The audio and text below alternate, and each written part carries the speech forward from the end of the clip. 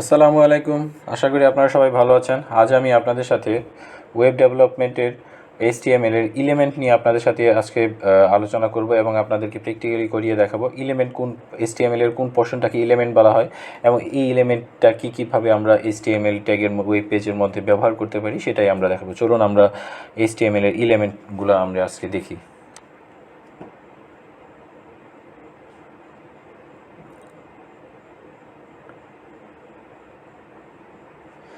HTML এর element আমরা সেগুলাকেই বলবো যেটার একটা শুরুর ট্যাগ থাকবে এবং আরেকটা ক্লোজিং ট্যাগ থাকবে, মাঝখানে কিছু ইনফরমেশন দিব আমরা, সেটাকে আমরা বলবো HTML এলিমেন্ট। প্রথম আমাদের শুরুর একটা ট্যাগ থাকবে, মাঝখানে কন্টেন্ট থাকবে, তারপরে আমাদের শেষে আরেকটা ক্লোজিং ট্যাগ থাকবে। যদি এই ধরনের কখনোই কোনো আমরা ট্যাগ দেখি অথবা কোনো সিম্বলকে দেখতে পাই যে প্রথম শুরু আছে, শেষ আছে, মাঝখানে ছোটো একটি, সেটাকে আমরা সহজ ভাষায় HTML এলিমেন্ট বলবো। তো HTML এলিমেন্ট বলতে গেলে আমাদের প্রথম HTML এলিমেন্ট তো আমাদের অনেকগুলাই থাকবে। সহজ ভাষায় আমরা আগের ক্লাসে যা দেখেছি এখন এই ক্লাসেও যাই দেখব। আমাদের প্রথম যে HTML1 এবং HTML p ট্যাগ এর ভিতরে যাই থাকবে, যদি এই ওপেনিং এবং ক্লোজিং থাকে, মাঝখানে যদি কিছু কন্টেন্ট থাকে, তাহলে আমরা এটাকে বলবো HTML এলিমেন্ট।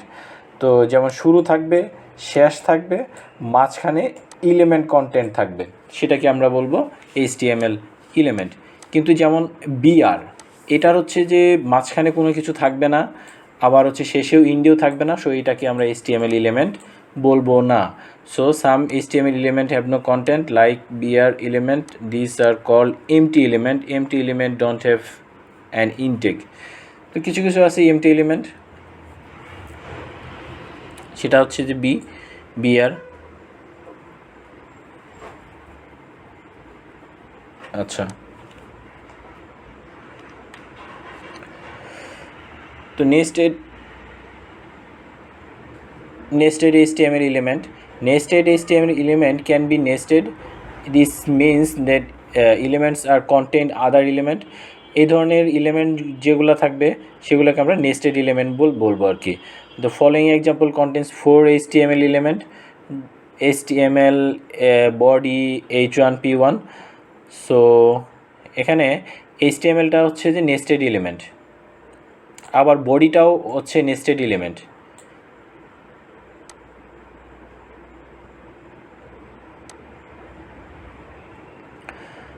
তো আশা করি আমরা বুঝলাম যে কোনটাকে নেস্টেড এলিমেন্ট বলা হবে। আর চলুন আমরা একটু দেখে নিই।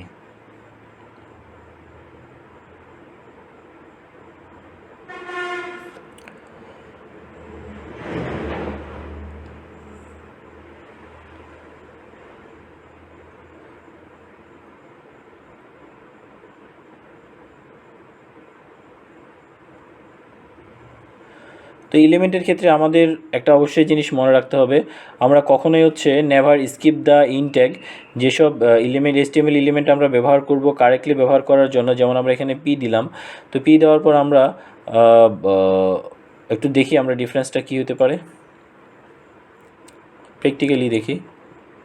তো এটা আমরা মানে ততটুকু রিপ্রেজেন্ট মিস্টেক বোঝা যাবে না। চলুন আমরা একটু দেখি, এটাকে রান করলে এটা আসতেছে। তো এখানে যদি আমরা পি ট্যাগ দিয়ে ক্লোজ করে দিই, এটার মধ্যে পার্থক্য তেমন একটা বোঝা যাওয়ার কথা না। তারপরেও আমি এখানে যেহেতু আছে সেহেতু দিয়ে দিচ্ছি, কিন্তু এটার মধ্যে h1,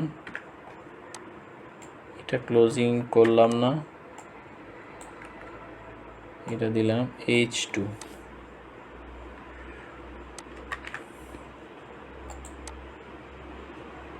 সে অটোমেটিক্যালি এখানে ক্লোজিং নিয়ে নিচ্ছে, কিন্তু আমরা যে সময়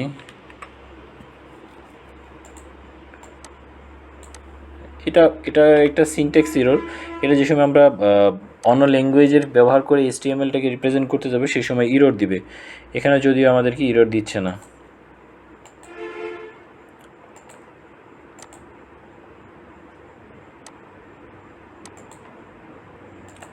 এটাকে আমাদের একটু এরর দিবে। চলুন আমরা এটাকে একটু ওপেন করে নিই।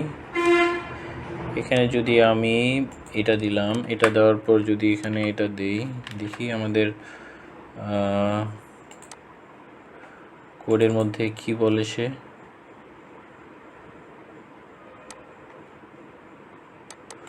সে কোডটা নিয়ে নিয়েছে।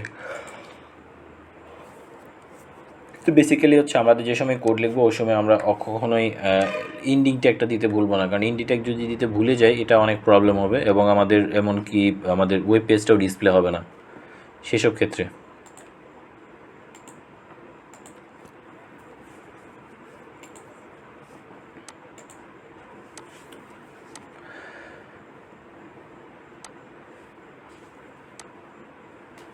আর বিআরটা ব্যবহার করা হয় হচ্ছে যে লাইন ব্রেক করার জন্য।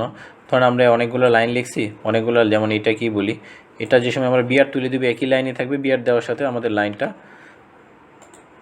চেঞ্জ হয়ে যাবে। আমরা যদি এখন বিআর দিই এখানে আমরা দুইটা লাইন দেখতে পাবো। চলুন আমরা যাই, এখানে যদি করি এখানে দুইটা line, this is a paragraph with a line book. কিন্তু যে সময় আমরা বিআরটা তুলে দিব, এই বিআরটাকে যে সময় আমরা তুলে দিব সে সময় একটা লাইন হয়ে যাবে, একটা লাইনে চলে আসছে। কন্ট্রোল জেড দিয়ে আমি বিআরটা দিলাম, আবার আসলাম, যে সময় আবার হচ্ছে যে F5 প্রেস করে রিফ্রেশ করলাম, সে সময় আবার দুইটা লাইন হয়ে গেল। তো বিআর মানে হচ্ছে আমাদের লাইন ব্রেক করার জন্য আমাদের ব্যবহার করা হয়। তো আমরা এখন বিআরটা বুঝলাম। HTML ইজ নট, আরেকটা জিনিস হচ্ছে HTML আমাদের কেস সেন্সিটিভ না। HTML এর ভিতরে আমরা বড় প্রথম ক্লোজিংটা বড় দিলাম, পরেরটা ছোটো দিলাম, এই ধরনের কোনো প্রবলেম হবে না। আমাদের এটা ও একই ধরনের নিয়ে নেবে। এটা কি বলা হচ্ছে কেস সেন্সিটিভ, মানে বড় ছোটো যদি করি আমরা লিখি তাহলে এটাতে কোনো যায় আসবে না, ও একই ধরনের ইনফরমেশন ও নিয়ে নিবে। তো এই জন্যই হচ্ছে HTMLটা হচ্ছে কেস সেন্সিটিভ না। তো কেস সেন্সিটিভ না মানে হচ্ছে সে বড় ছোটো কোনো কিছু ওর কাছে প্রবলেম হবে না। যেমন আমরা একটু এখানে যদি যাই, এখানে যদি আমি এটাকে বডি লিখি, বড়টাতে হাত দিলাম, এখানে বডি লিখলাম, এখানে কিন্তু বডি কিন্তু ছোটো হাতের, প্রথম বিটা ছোটো হাতের, দেখি আমরা এটাতে কোনো প্রবলেম হয় কি না।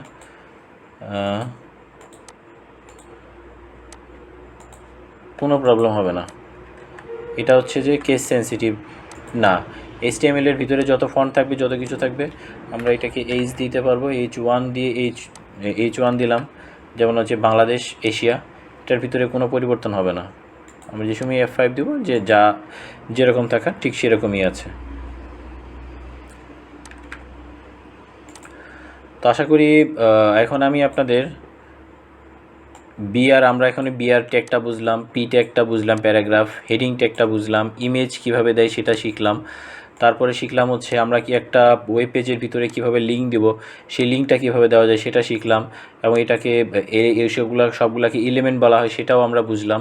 তারপর হচ্ছে আমাদের প্যারাগ্রাফ ট্যাগের ভিতরে আমরা ওপেনিং এবং ক্লোজিং দিব, এবং এলিমেন্ট আমরা কোনটাকে বলবো, যেটার হচ্ছে শুরু ট্যাগ থাকবে এবং শেষ ট্যাগ থাকবে, মাঝখানে আরেকটা কিছু কন্টেন্ট থাকবে, সেটাকে আমরা বলবো HTML এলিমেন্ট। তো আরেকটা হচ্ছে আমাদের হেডিংটা বুঝলাম। তো আরেকটা পয়েন্ট আমাদের হচ্ছে কেস সেন্সিটিভ না, HTMLটা হচ্ছে আমাদের কেস সেন্সিটিভ না। কেস সেন্সিটিভ বলতে বড় হাতের ছোটো হাতের যে লেখা লিখলে আমাদের এখানে প্রবলেম হবে অথবা ওখানে প্রবলেম হবে, বিষয়টা এরকম না। আমাদের যে সময় আমরা যদি ভুলেও কোনো জায়গায় একটাতে বড় হাতে লিখে ফেলেছি আর একটা ছোটো হাতে লিখবো, সেই তো প্রবলেম হবে না, কোনো প্রবলেম হবে না। এটাকে ডিটাকে আমি বড় হাতের করে দিতে পারি, তো দেখতে একটু অড লাগতেছে না, তারপরেও হচ্ছে যে এটাতে কোনো প্রবলেম হবে না। লেটস সি, আমরা যদি দেই, ও অটোমেটিক্যালি নিয়ে নিছে, কারণ ও এখানে কোনো প্রবলেম ও ফেস করে নাই।